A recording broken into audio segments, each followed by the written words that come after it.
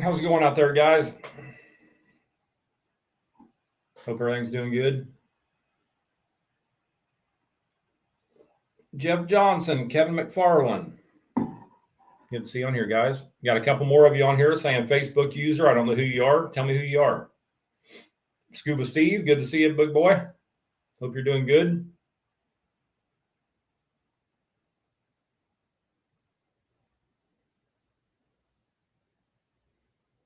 Gregory, nice to see you on here, bud. I appreciate it. Let a few people join on here and we'll fire this up. Think of some questions. You guys got any questions? Make sure you ask.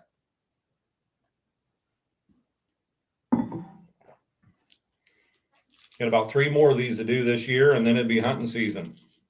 We'll be too busy hunting to worry about these little live videos.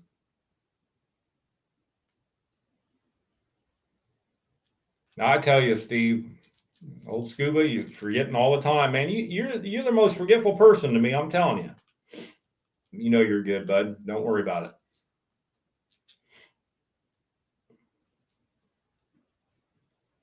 it. Thanks, bud. That's an old mount right there. Still a good one.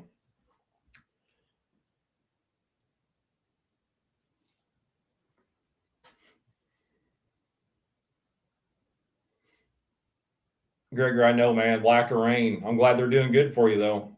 It's been horrible. Here in central Illinois, where I'm at, seems like I can get a bunch either north or south, east or west, but that spot right there where I'm at, it makes a bend around. It's been a bad growing season. Oh, Jeff Johnson got 120-inch buck in his honey hole yesterday morning. That's good to hear. Scooby, you're going to like that Southern Greens, man. That Southern Greens is an awesome mix. I planned a bunch more this year. I tested it last year. This year I planned a whole bunch more. Man, it's growing like wildfire. Just over what little bit of rain I have had, I was scared to death the turkeys were going to steal it all. But so far, so good.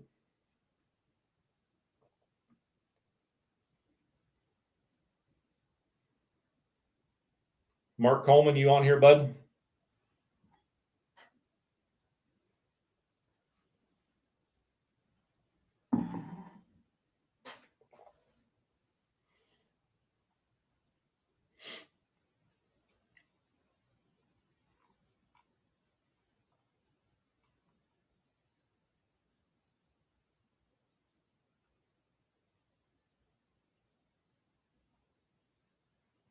That's what I thought. You come across this Facebook user every time I'm on here, man.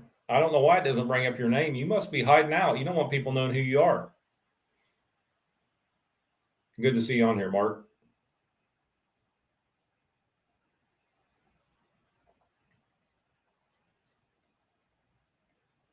Scroll through here once more and we'll just fire this thing up and get it going. I don't want to take all your night tonight.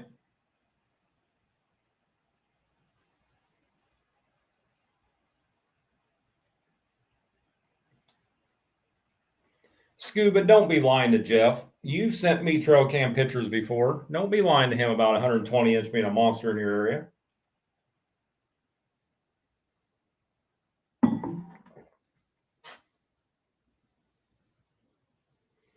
Ray, that's good to hear.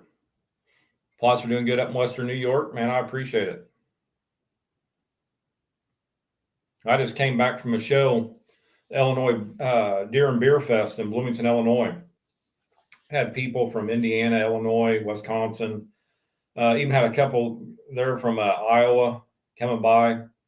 And it seemed like that drought was spread over everywhere. Everybody was having issues with the drought for this year.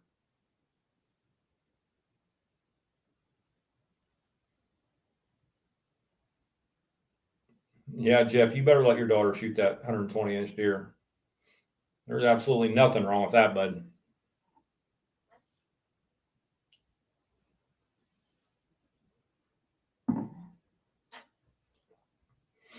All right, we'll fire this up, guys. Like I said, I don't want to take too much of your night. I appreciate you guys joining up here tonight. I'm going to try to do this at least two more shows every other Thursday here. I know October 1st. I mean, some of you even earlier. You're getting in the woods earlier, but October 1st, we're going to quit worrying about food plots, and we're going to start focusing on shooting deer and having a good time and getting family out in the woods. And so, last thing you want to do is talk to a redneck like me or listen to me on the computer, especially when I'm sitting in a tree stand somewhere. That I don't know if I get very good service there or not. So, but excuse me 1 minute. We got a good question here.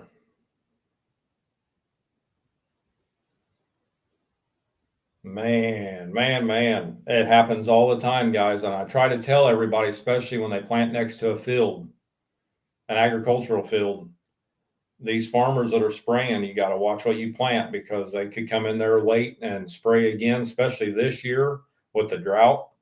And it looks like Buddy got his honey hole plot killed off here for the farmer spraying for the third time, August 17th.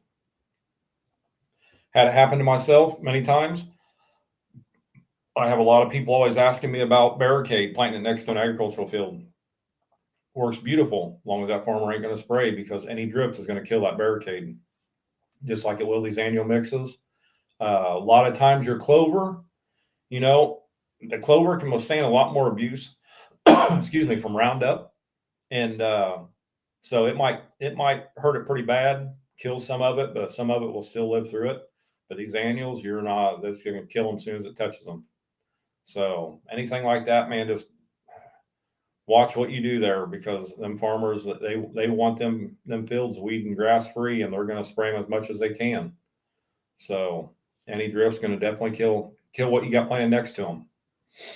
So, but no, like I said, we'll do this for a couple more weeks here, and probably to the end of the month, and do 2 more shows. I got a very good guest I'm working on for the last show. I just got to sweet talk him into it. So we'll see how it goes. I don't want to miss anything, guys. Hold on 1 second. But what I wanted to jump on here for tonight was really to talk about how to maintain your food plot prior to season firing up. With me, the questions start off as, what do I plant? And then next thing you know, I start getting the calls in for how do you prepare the soil? I get the calls coming in for seed size setting. And then I get the calls on how to maintain them. A lot of people don't realize that really every plot you plant, you can maintain. Now, it's a lot different than what you got with clovers, your alfalfas, your chicories, your peas, stuff like that. Especially with alfalfa, the clovers, the chicory, you definitely need to mow them plots. Anytime they flower, mow them. Now, this year in this drought situation, I've literally only mowed my clover 1 time this year, and that was this spring. It came up, all the rain we had, beautiful. All my clover plots doing good. And then I went to 3/10 of an inch of rain in 3 months. So, as you all know, they're bad. They're starting to come up a little bit. I took a ride down by there, checked some stuff out. We started getting some good rains in. The bad thing about it is we're getting these 2 and 3 inches of rain in a matter of 45 minutes to an hour, which is no good. It's better than nothing, but you're getting a lot of runoff, a lot of washout. But yeah, them clovers, alfalfas, chicories, make sure you get in there, mow them plots every time they flower. When that plant flowers, that means that plot is at its lowest protein rate. It's least palatable for the deer to eat. So as soon as you cut that, it's going to spin them right back around. And it also helps for weed and grass control. So, with me maintaining them, I'm still hitting my plots with cleth right now. I usually go through about to the second weekend of September. And if them clover plots, when they're healthy, not like mine are right now, I'm hitting them with cleth for the grass control. I'm hitting them with the 2,4-DB for the broadleaf control. I will still do that up to mid-September, and my season starts the 1st of October. Now, when it comes to mowing, I try not to mow after the 31st of August, because I want, when my plots are doing good, I want the most forage there. So you might see me get in there and mow them plots down, even though they haven't flowered on the 31st of August. I'm mowing them down just so I get all that good growth coming up, and it'll be there for the hunting season. So you can mow them anytime. It doesn't have to be when they flower. You can do it anytime you want.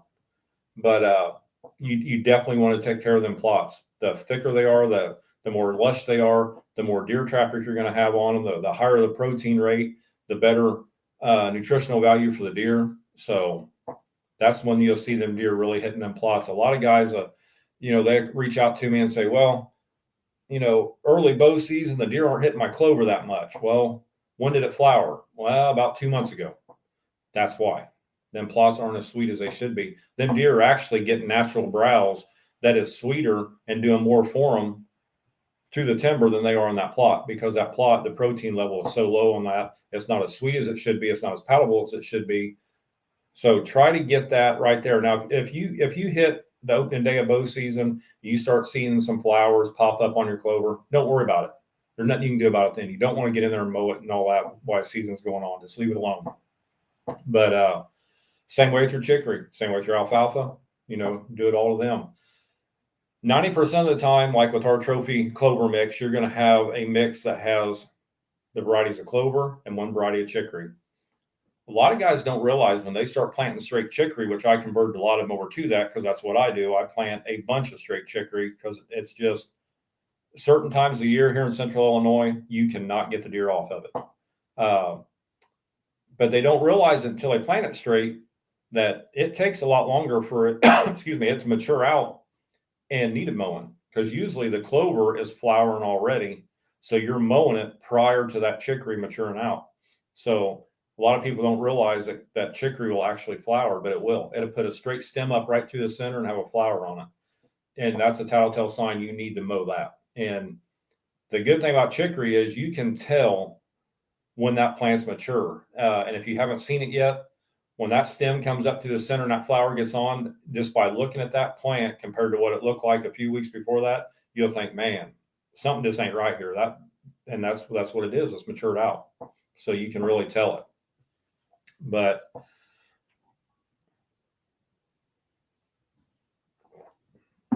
I'm still about half hoarse from the show this last weekend. About lost my voice talking for 3 days or 2 days there. But no, yeah, mow them plots. But now let's get to the annual plots. Let's say our honey hole, our slam dunk, fall, winter, spring, lights out, our new Southern Greens mix. All them mixes, even our no sweat. I mean, I can just go on and on with our annual mix, grade 8. These are all plots that love nitrogen. Now, usually, just like this year with the drought type situation, was having a hard time getting any moisture to get planted. A lot of guys still haven't planted just because of that. And I got lucky enough that I seen a rain coming in, my very first rain in 3 months. And I literally shut the door on the barn when it started raining after planting. But then I didn't get any more rain until this past Sunday night. And that's been 3 weeks. So it came up about yay tall, and that's where it stayed. But now with these plots loving the nitrogen, a lot of guys think, well, I'll just go out there and get some urea spread out there. That'll maintain my plot. Well, you really got to watch putting urea down. Number one, without moisture, you're going to lose 90% of it to evaporation. Number two, you got a good chance of burning that plot. So with me, I'm using, and it's going to sound like a sales pitch, and I don't want it to be, on our annual plots, I'm using our Jolt fertilizer. The perennial plots like our clovers, our alfalfas, our chicory, our peas, stuff like that, I'm using our clover fuel. So that's the foliar fertilizers that I'm using to keep these plots maintained. And this is what to look for. And this is what I just seen, and this is what I just took care of. Like I said, no rain hardly at all after I planted. Got a good inch of rain that night. That was it for 3 weeks. I looked at them over the weekend. The plants are looking good, but you start seeing yellow spots all in them. 90% of the time you start seeing them yellow spots in them, it is because they're starving for nutrition. They need some nitrogen poured to them. Looking at the local forecast, no rain in sight.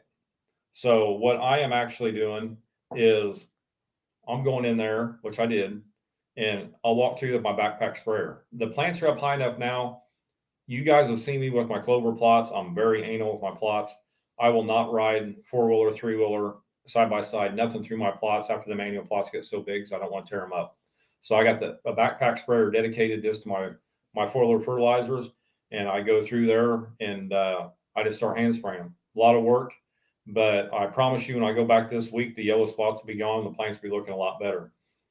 Even without the rain, you cannot burn with the Jolt or the clover fuel. You're not going to burn a plant. The only thing you're going to do is they're going to benefit. Now with maintaining these plots, you can literally, if you wanted to mess around in your area during hunting season, which I promise you 99% of us do not want to do that, but you can use a foliar fertilizer like our Jolt and our clover fuel while them plants are not in their dormant stage and in their growing stage prior to a frost. You can spray them all the way up till that weather turns bad. So the more you spray them, the more they're going to benefit, and you don't have to worry about burning that plot.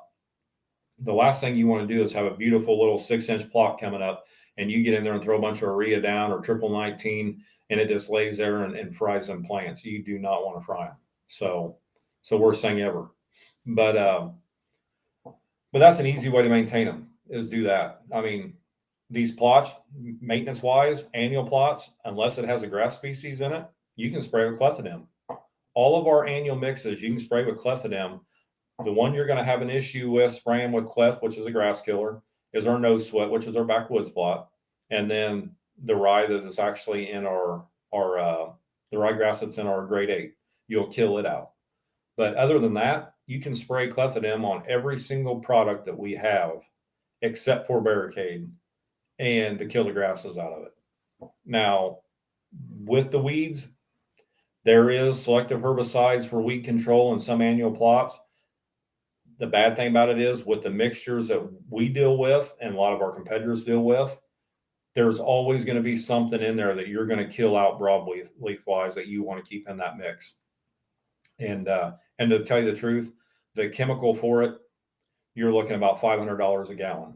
It's ridiculous. So let them plots grow up. They get some the weeds and grasses in them. That's fine.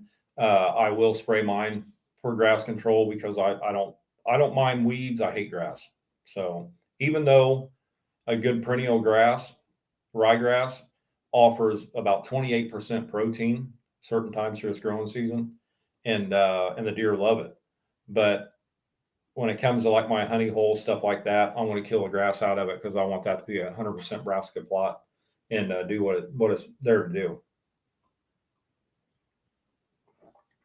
Let's look through here real quick before I keep rambling. I see stuff flying through here 100 miles an hour, so I just want to make sure that I'm not missing somebody here.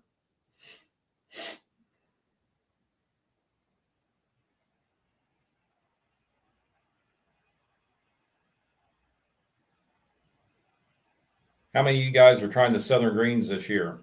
I see old Scuba is. I'll tell you what, guys, that's a good mix. I don't care if you are in the north or the south. We put this mix together for a Southern blend until we all started doing a test on it. And I'll tell you what, it blew me away last year. And it grows very, very easy.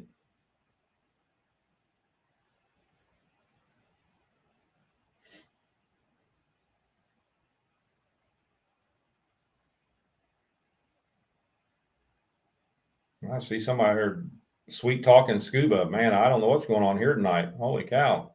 Must be a good vibe going on. Mark Coleman going to mow his clover this weekend. That's good. Perfect time. Your season starts, I think, a little earlier than ours, doesn't it, Mark? I think you start in September over there in Indiana, I think. Heck, I could be wrong. I'm only a few miles away from the Indiana line, but I just don't hunt over there.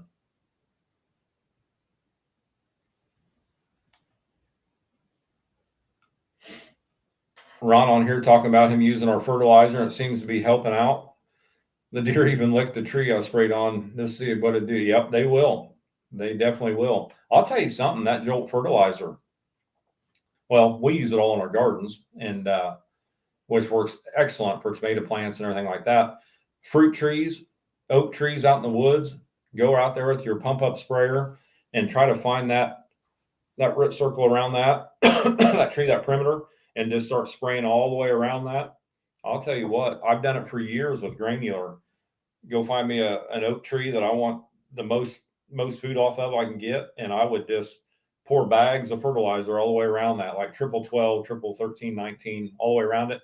Now I do it with our Jolt fertilizer after I've seen what it did with the apple trees and everything that I sprayed around. And on, you can spray it on the apple trees as well, but I like going around that root ball around it, and it works very well. You can use it in your yard if you want good growth in your yard. It's an all-around nitrogen-based fertilizer made for a lot of different things. Mark Coleman, he's in Indiana over here. It's not too far from me, actually, about 45 minutes. Ask me if it's too late to plant honey hole and slam dunk. Well, yes and no. If it was me, I'd hurry up and get it planted. But what you got there is, the good thing about it is you never want these brassica plots to mature out prior to a frost. So planting at this time, pretty sure how our weather is here in Illinois and yours is right across the line here in Indiana, that we're going to have an earlier frost, and then it's going to warm up again like always. You might not get the bulb growth that you'd really like to have being a later planting. And really, you're only about 2 weeks out from what I call prime time. I like planting between the 1st and the 15th August in this area. So I would plant them. Again, you might not get the bulb growth that you want. If you start getting the rain back over there and it's doing good and getting a lot of moisture, pour some nitrogen to it, get it up about 3 inches, pour the Jolt to it, and it's really going to help that plant give it a big kickstart and get growing real well. So, but to answer your question, really, no, yeah, no. I mean, I myself, I'd have it planted. I'd be planting it right now. Oh, Corey Mink on here. How you doing, buddy? Great to see you on here.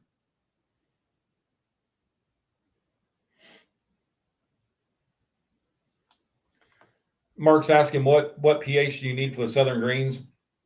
The Southern Greens is pretty pH tolerant. You're looking at a variety that no matter what, you'll get full potential out of it at a 7.0.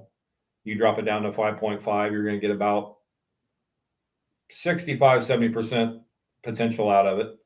But even at that 65, 70%, it's pretty good. I mean, it's very good. Plants maturing out at different times.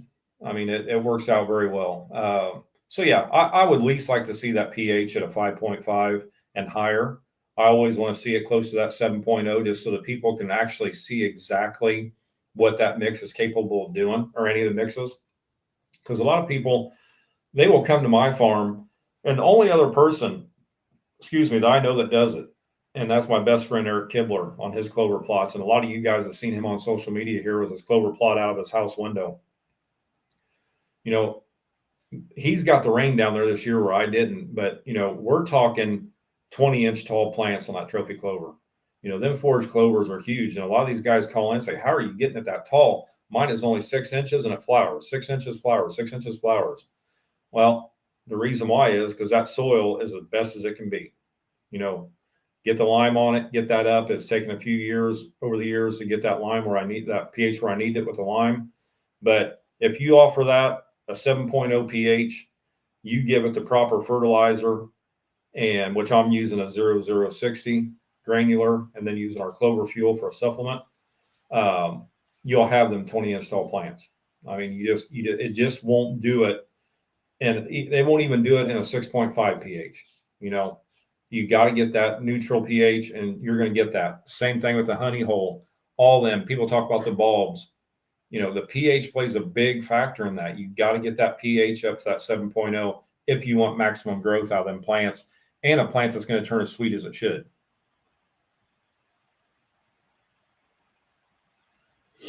I see, Mark. You season there in Indiana is the last weekend, and then you're starting the first. That's awesome, man.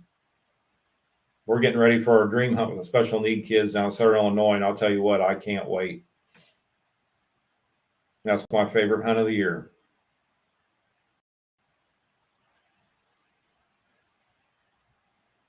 Jeff Johnson, one of my pro staffers, he planted some Southern Greens. That's good.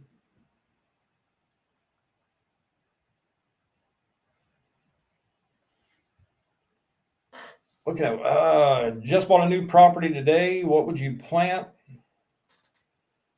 For your first food plot in South Alabama, I'll tell you what, bud, if I was planting anything, it'd be a clover variety like trophy clover.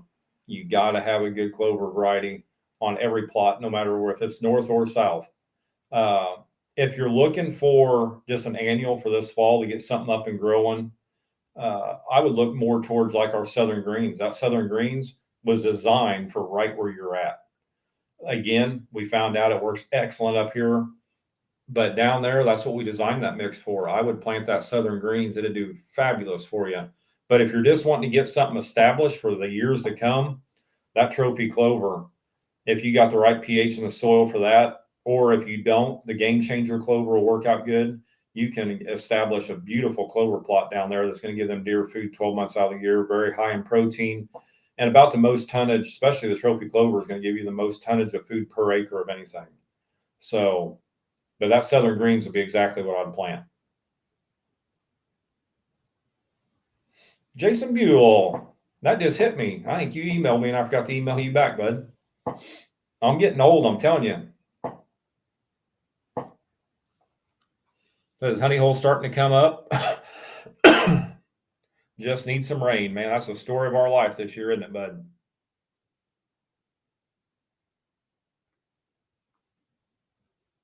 Mark Coleman talking about trophy clover as his favorite. I'll tell you what, you guys have heard me say it a million times. There's a few new ones on here tonight that's never heard me say it. I've been with this company for many years. I planned it for a lot more than I worked for them. And if they fired me today, trophy clover, honey hole, and trophy deer mineral, I'd buy them every year. I mean, that's how much I think about them, or how good I think about them. That trophy clover is by far my favorite. I mean, it's the one that gave me the nickname Clover King. You know, that's my baby right there. That mix is top notch. I don't care what you plant, what brand you plant. I don't care. I'll put that mix up to anything out there when it comes to a clover variety. Tyler's in Tallahassee, Florida, running the apple mineral, and the deer love this stuff.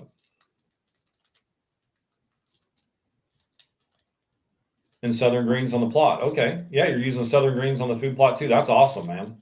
That's awesome. I'll tell you what, that apple burst, that's a dang good one right there. That apple mineral you're talking about.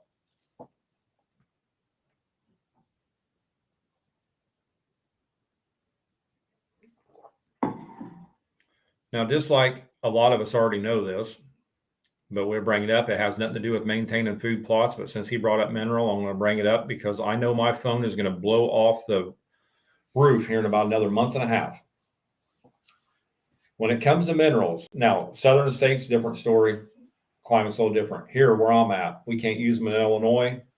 We can use them connecting states and all over pretty much, except for Illinois. Good old Illinois. But the deer are going to start laying off the minerals. As soon as they start going hard horn, getting a little territorial, the weather starts to change. They're not going to need them minerals as much as they did. Yes, they'll still hit them a little bit, but they'll lay off of them. Same way with our mineral blocks, like an apple burst block, and our new mineral blocks. They will start to lay off of them just because they don't need it. That's where you need to have that feed block in there instead. A lot of people think mineral block, they're going to hit it year round, and they start calling me because the deer quit hitting it. They think something's wrong with it. And all it's going to do is sit there, freeze through the winter, and it'll be there for the next year. And they're going to start hitting it as soon as that weather breaks.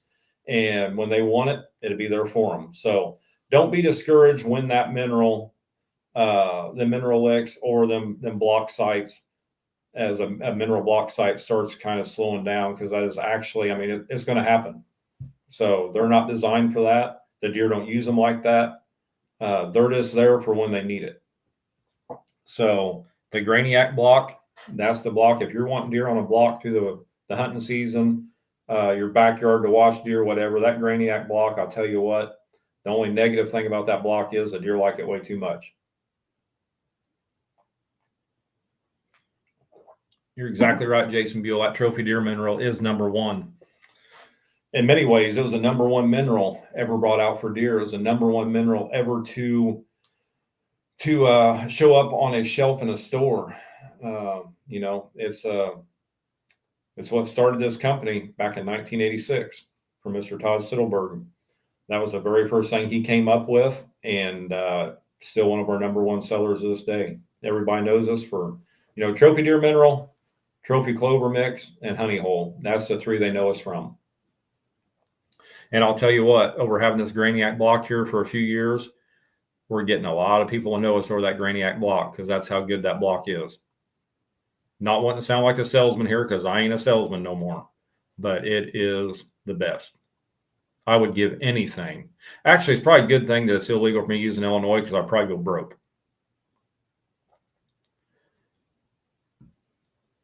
Checking out a few comments here and answer a few things here that need to be answered. Asking if he can mow his honey hole, but I don't mow any of your annual plots. The only plot that I ever mow that is an annual is our no sweat, which is our minimum till mixed. A lot of times I'll plant that. Let's say that I got an area in the woods that I worked up a tractor path or something like that.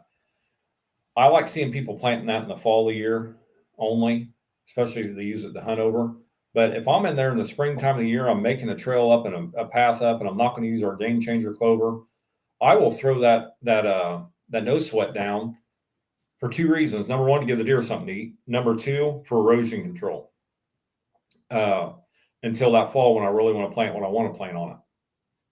So throughout the summer, while I'm out mowing clover, stuff like that, when the ryegrass and that starts getting so tall, I'll keep it nipped down. But I'm not mowing it down low. I'm keeping it 8-9 inches up off the ground. But I'll mow it like that. But for the hunting season, I wouldn't mow any of the annual plots. None of them at all. Just let them do their thing, get big and lush, and all the forage you can get there for them. Mark Coleman, sorry off the topic. How long has Antler King offered straight corn by the bag?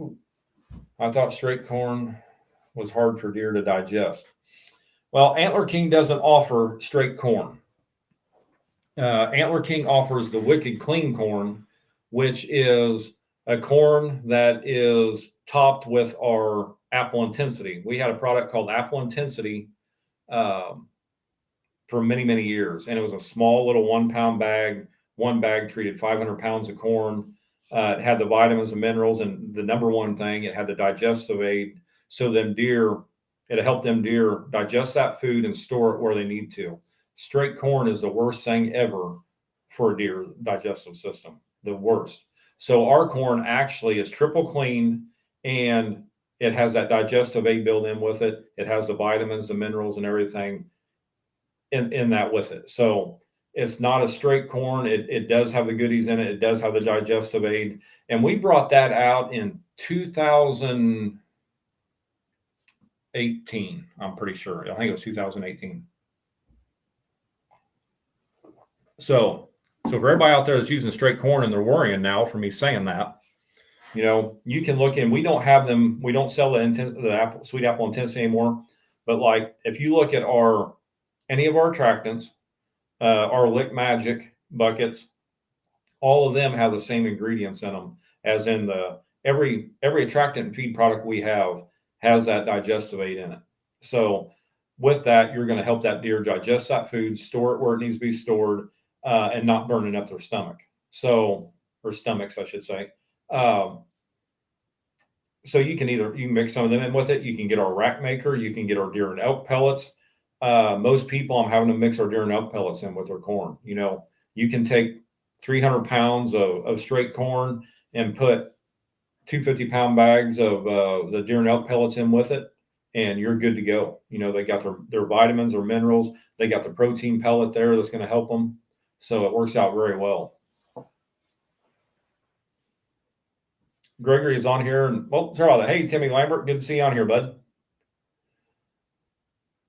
We mixed in rack maker and deer and elk pellets in his feeders this year instead of a attractant fuel with corn. Tries the deer ate it even faster. I'll tell you what. No, but he's asking if either way is better or worse, as in the tractant fuel and the corn or the rack maker and the deer and elk pellets. They're going to get more nutritional value out of you doing the rack maker and the deer and elk pellets mixed together. Most definitely. The tractant fuel is one of my favorites, as in mixing it with corn or feeding it straight. But that rack maker and deer and elk pellets, that's something you can feed year round. You don't have to worry about burning fat off the deer's body with it, especially late season, early spring. You want them deer at 100%, keeping that protein down under 16% or lower. That is going to allow them deer to put the fat back on their body and not burn it off with too much protein. So I myself, Bud, I would go with the rack maker and the deer and elk pellets. That's just my go-to. Mark Colin's asking, tell him again about trophy clover being a cool temp seed and why this is so important. Well, when it comes to most people out there, most of our competitors are using warm season seed. That's why if you look, and I'm not going to name names because I don't badmouth anybody, and I wouldn't be badmouthing anyway because their products are very good products. They're just designed to work better in other areas, more in the southern areas than the north. But with us being a northern-based company, we decided we're going to use cool season seeds. And what that allows is when people, and I posted one here a while back with my dad on back of my three-wheeler and was going and getting a big old buck I shot back in 2011. And it was November, I think, 19th. And that food plot was green as a gourd and everything around it's dead.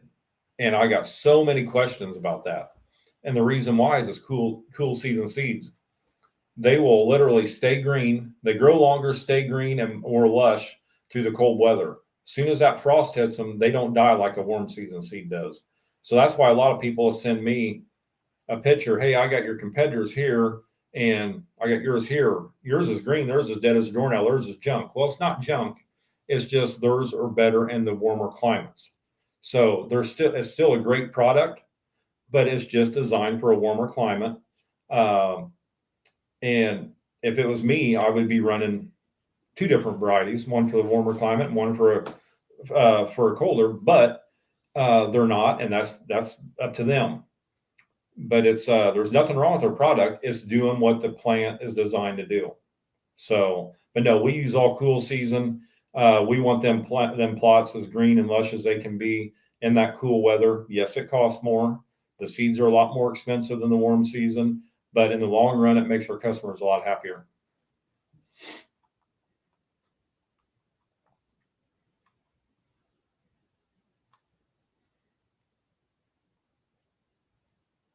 Pro stepper Jason Buell talking about No Sweat is the very first food plot that he ever used for AK. Antler King. Using it on his logging roads, man, it works perfect on logging roads. Excellent. Logging roads, ATV trails. Then if you want to get into a perennial, go with a Game Changer clover. Very shade tolerant. Grows very well. And you get about 4 years of growth out of it. The No Sweat does have one perennial clover in it, which will come back the next year. But the Game Changer, you're looking at a variety of 4 that you're going to have a very good stand for a good 4 years. And it can be frost seeded too. Sorry, guys, just looking through here, and I don't want to miss anybody here.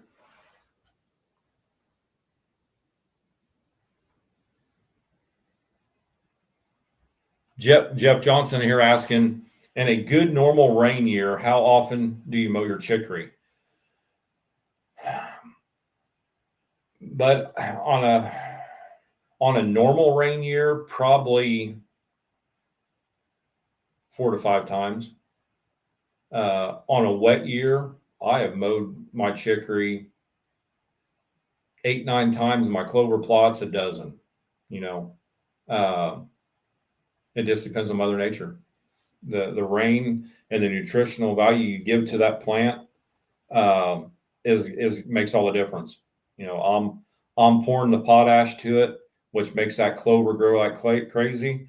I'm pouring the nitrogen to my chicory that makes it grow like crazy, and then I'm also topping it off with our jolt, so it will go nuts. But now that's a good little point right there. A lot of people I get calls in from say, "Hey, we got your trophy clover planted. It's got chicory in with the clover, and it's also got a nurse crop." And a lot of people don't realize it, but it does have a nurse crop of trophy rape in it. We use that for a nurse crop because that clover is going to take so long to grow that root system before it starts emerging out of the ground. We want something in there that is actually going to take away some of the real estate where the weeds and grasses don't take it, and it helps shade out the area too. Especially them young little tender plants come up and you start getting dry. Them bigger leafier plants of that rape will shade them out instead of the sun burning them off. So it works very well. But they say, well, you got clover that doesn't need nitrogen, but then you also got two products in there that need it, which is the chicory and the rape. But what you're doing here is the whole time that clover is growing, when it's not in its dormant stage, it is actually pulling in nitrogen from the atmosphere and storing it into the soil. So that clover is growing, feeding your deer, and also is pulling in the nitrogen that is feeding that chicory and that trophy rape in that mix. So that's why that plot is so good. You don't have to use the jolt on it and then worry about you're feeding the weeds and grasses because you're putting nitrogen in a clover plot. When you run straight potash to a clover plot, you're not feeding the weeds and grasses. So the clover will actually do it for you, which is a win-win in my book and a lot cheaper.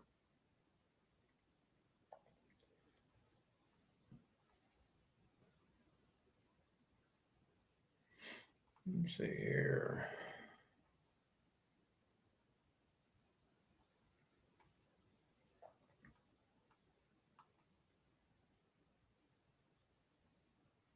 Yeah, Mark.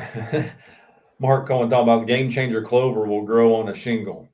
That's the truth right there. I mean, that stuff is. I poured more of it in the back of my truck and off the tailgate of my truck, and I have it growing in the driveway. It's nuts. Scott's asking, is Jolt fertilizer a good option for fall, winter, spring? Absolutely. That mix will thrive on using that Jolt. Everything in that mix on fall, winter, spring loves nitrogen except for the peas, but that's no problem. And again, them peas are drawing in the nitrogen too. So them peas are actually helping feed that fall, winter, spring blend too.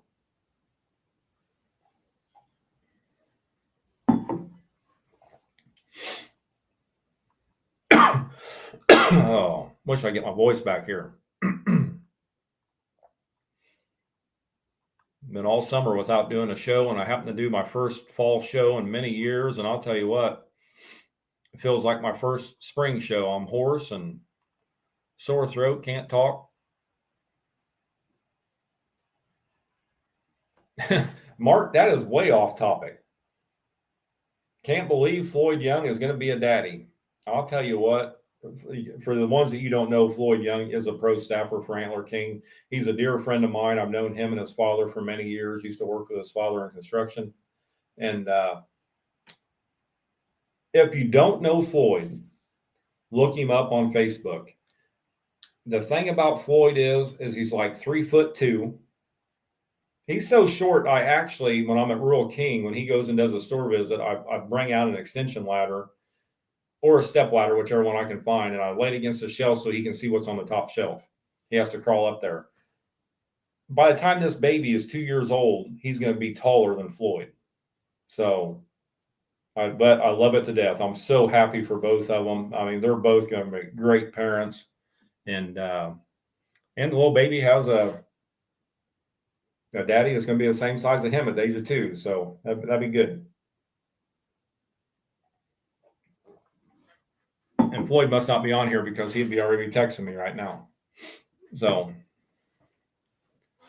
but the ladder thing's actually true. I actually did put a ladder up there for him one time when I knew he was going in there that night after work. He tried to tell me there wasn't no honey hole in the store, and I was there the night before, and there was 2 cases on the top shelf. He just can't see that high. Yeah, Jeff Johnson, 3'2" with 6-inch heels. You got that right. There's something to do with that too. I can't remember. He was going to wear heels, or I was going to wear heels on some kind of bet we had. Surely it was him wearing the heels, not me. Heck, I'm 6'3". I wouldn't be able to walk underneath the door with heels on. I don't know. Maybe he likes his guys tall. I don't know.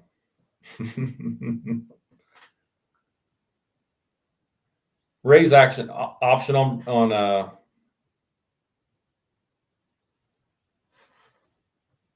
oh, I thought I said pro staff, bud. I apologize. What do you want to know about it, bud?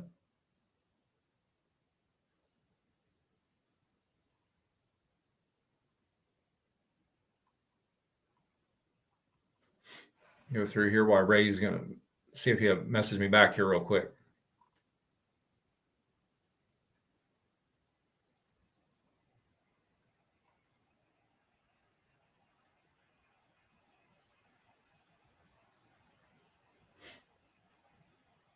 Mark's asking, back to the topic. Yeah, let's get back to the topic.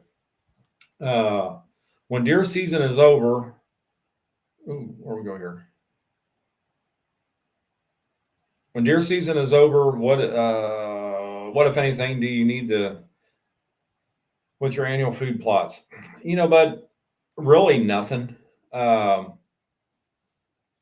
your fall, winter, spring that has cereal rye, that cereal rye is going to come back in the spring about a month earlier than any spring green up, offer you about 30% protein for a few months, and it's going to die off. So that we also got that in the grade 8. The grade 8 is going to do the same thing with the cereal rye. But on actually maintaining them, not really, bud. I mean, there's nothing you can do there. Now, what I do, and it's not really called maintaining, but I'm always flip-flopping my clover plots and my honey hole plots on some of them. So every couple of years, but with me, every single spring, I go in with some trophy clover, and all my honey hole plots, my slam dunk, all them plots, even my fall, winter, spring that's actually going to be bringing back that cereal rye, I will overseed them with clover. And because I want something there for the deer to eat, I don't want that plot just be laying there with bare dirt and weeds growing in it till August and I go work it up and plant it again. I want something in it. You can also do that. And I'm not taking business away from us, but if you just want to go get some, crimson clover, just an annual clover, anything to get put in there, give it, and it'll help it suppress the weeds and grasses, or you're going to feed the deer. You got the plot, you just will use it. Take benefit of it and use it all you can and feed them. Ray, actually, to answer your question on the Pro Cow, yeah, I've not had any issues with it. I don't personally use it, but I got a lot of guys that do, and they really have good results, bud. But I have not personally used it myself. But I keep up on a lot of that from other people that do. So I'm literally the guy that if it ain't broke, don't fix it. So truthfully, except for mixed varieties, I can't really tell you. And the clover fuel that came out a few years back, I pretty much do the same thing as I've done for 25 plus years now. And but no, they say they really had good success with it. So you should be doing pretty good. Yellow Creek Outdoors. Attractant fuel is an awesome attractant and great to use front of trail cameras. It makes a heck of a camera magnet. But the good thing about this camera magnet is this camera magnet will literally benefit the deer nutritionally. So that's the good thing. It's not a salt block sitting out there somewhere. It's actually giving the deer what they need and great camera magnet at the same time.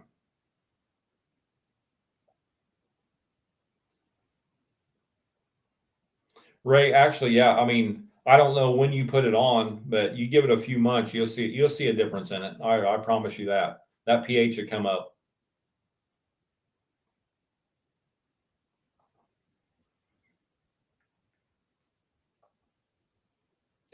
And Jason here with Yellow Creek's in here talking about the pH kit. Yeah, our pH kit's simple to use. Works great. Mark, anything new coming out from Antler King this fall or next year at the ATA? Well, there could be a couple secretive things out there, but I got to keep them a secret. But I'll tell you the truth though, Mark. You know, we went crazy the last 3 years putting a lot of new products out, and when you do that, you kind of lose focus on promoting them and showing exactly what they can do and how good they can work by testing and everything. Even though we're doing all the testing, we're not getting the footage of it just because there's so many. So we decided to slim it down, kind of go back to how Antler King always was, and bring a few things out here and there each year.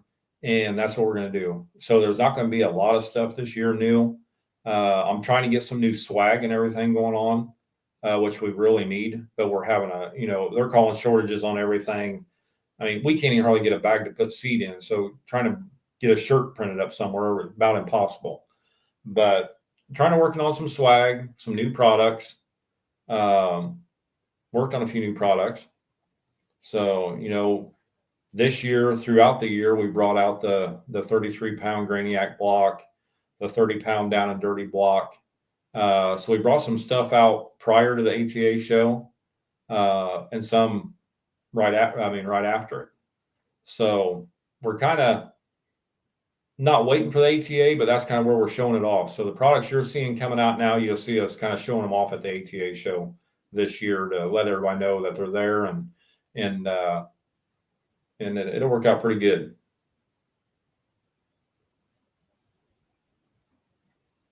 Who's asking for larger Graniacs? Oh, Gregory, there you go. Have you used any of our 33 pounders yet, bud?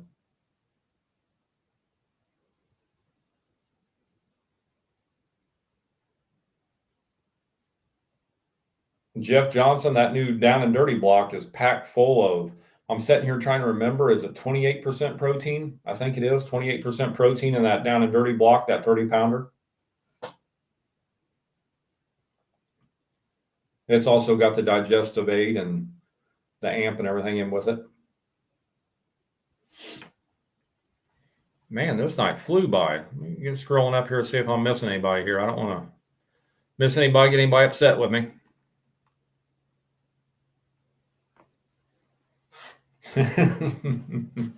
I hear you, Gregor. Yeah, you've used the 33-pound blocks. It lasted 2 weeks. I'll tell you what, man, that block is something else. I mean, that's the best block that we have ever developed and made ever. I'll put that block up against anything, farm side or hunting side. And that's why I'm saying I'd go broke if it's legal for me to use them here in Illinois.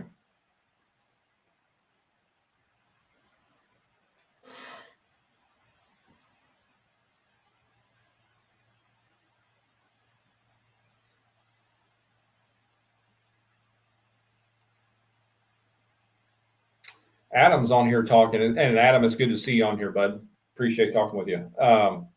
Planted honey hole and slam dunk 20 days ago, and it's only about 4 inches tall. They haven't gotten hardly any rain and none in the forecast. He's got some agri-grow and calcium. Would that help if I spray it? Absolutely, bud. It'll definitely help you. And yeah, if you don't have any jolt there to spray on that plot, spray away with what you got there, that agri-grow and stuff. It'll work out very well for you. I know that product personally myself.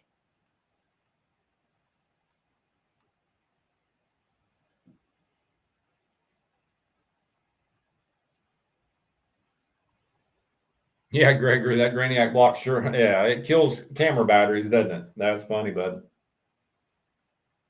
Getting some good picks. That's all that matters, bud. That's all that matters. The deer are getting healthy. You're getting the picks to keep you excited, and yeah, that's a good one. Mark Coleman, I appreciate you being on here tonight, and thank you, man. Well, guys, throw me some questions if you got them. We got a few minutes left here, and we'll be getting off here, so they'll run me out of here.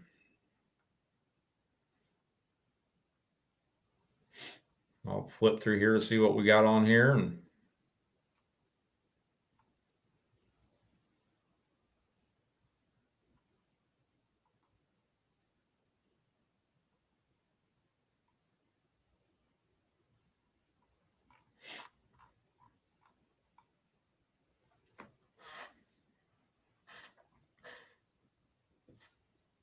Ray, let's see here.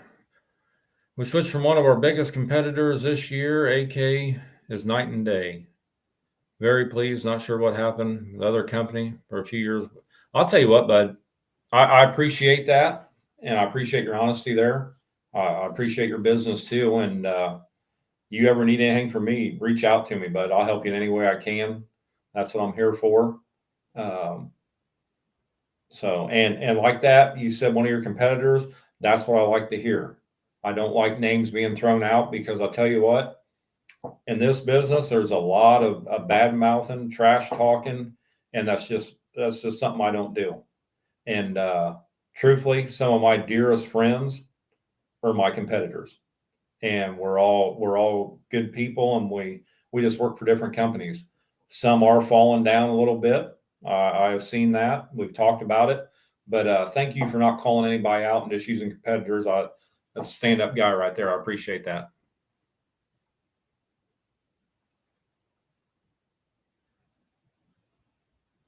Yeah, and that agri-grow is some good stuff. It really is. And yes, it is okay, bud. Driving the tractor over it, with 4-inch plants, you're going to destroy some plants, tire tracks. You definitely are.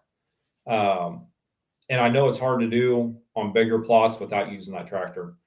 I have the same issue.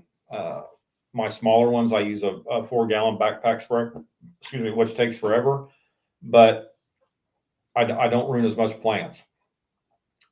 So my bigger plots, I'm lucky enough that they're not real wide.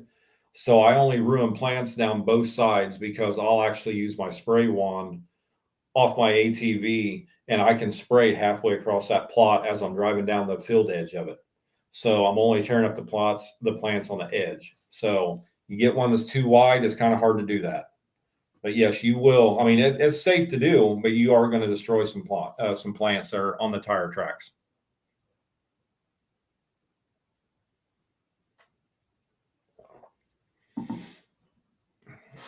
I appreciate that, Jeff. You're a heck of a dealer for us too, man. I know you've used AK products for years. You sell them for us now. You're a pro staffer for us, and I'm blessed to have you with me. And thanks for helping out on here and answering some questions when I'm sitting here rambling on like always. But guys, I got 1 minute here, so I'm gonna have to get off here. I appreciate all you being on here tonight. I hope I helped you out some. Call me, message me, text me, email me. You have any questions, need anything, I will get back with you. Jason Buell, I'll call you tomorrow morning because I got to get a hold of the woman in charge of all that, see what's going on. But apologize, I haven't got back with you today. But reach out to me, guys. I'm here whenever you need me. And if I don't see you on the next 2 shows before hunting season fires up, good luck this year and be safe out there. You guys take care. Bye-bye.